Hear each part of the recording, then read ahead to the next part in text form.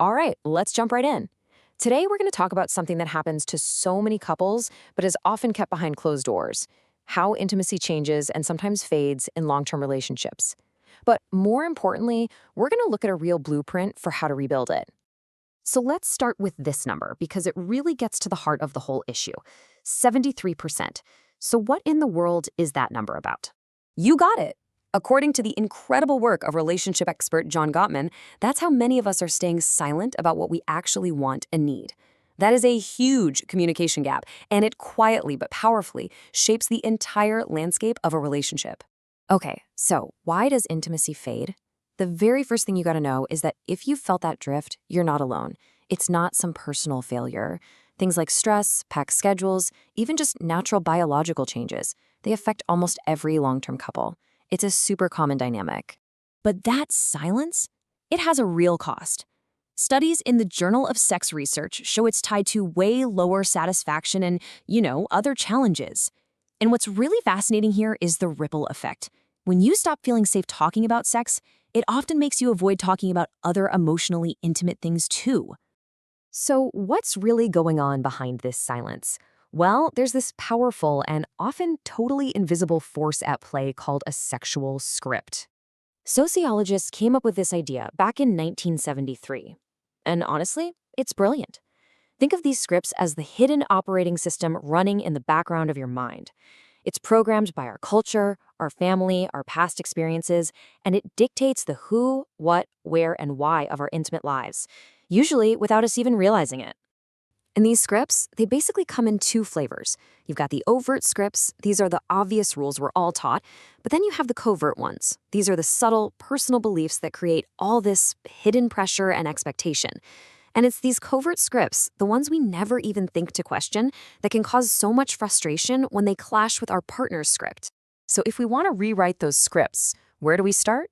Well, the Gottman method points us to a place that might be a little surprising. We don't start in the bedroom. We start with our emotional connection. And this right here is key. It's what Gottman calls the magic ratio. For a relationship to really feel stable and happy, you need about 5 positive interactions for every 1 negative one.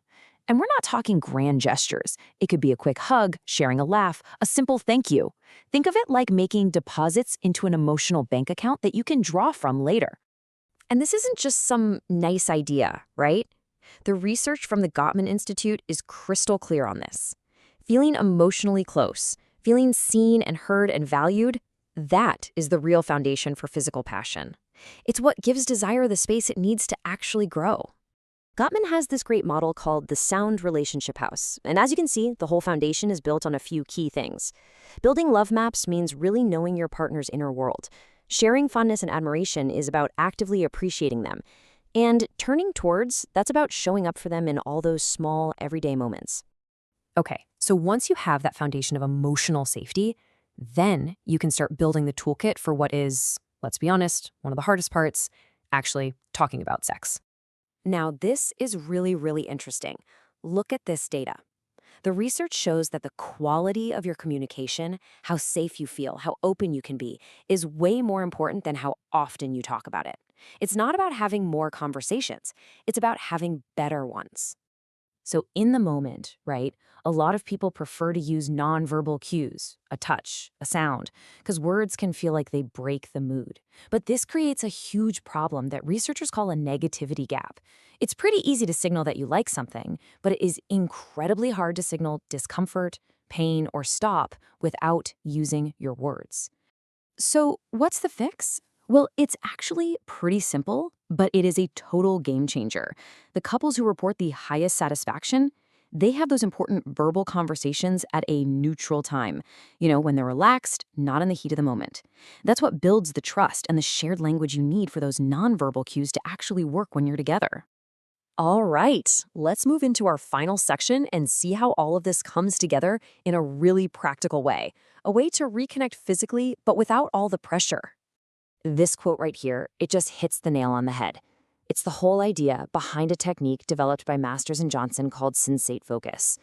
It's designed to get you out of your observing brain, that inner critic that's analyzing every single move, and get you back into your body, just to feel. So it's this very structured, step-by-step process that slowly reintroduces touch. And here's the magic. Things like intercourse and orgasm are actually banned at the beginning. Why? Because it completely removes the pressure to perform. It just lets you rebuild that intimacy through pure, mindful sensation and exploration. And check this out. This is a key part of how it works. It's called the handwriting technique.